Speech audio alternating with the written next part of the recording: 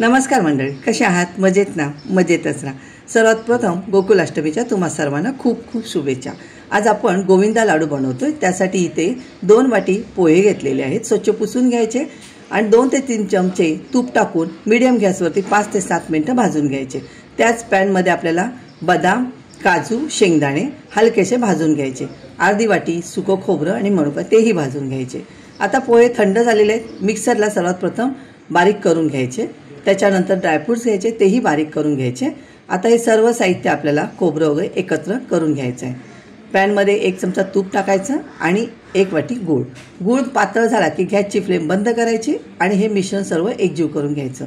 हलकासा गरम असतानाच आपल्याला इथे लाडू वळून घ्यायचे आहेत। गोविंदा लाडू हे खास मुलांना खूप आवडतात। नक्कीच असे लाडू करून बघा। आणि हो, व्हिडिओ आवडला तर लाईक, शेअर, कमेंट करायला अजिबात विसरू नका। Thank you.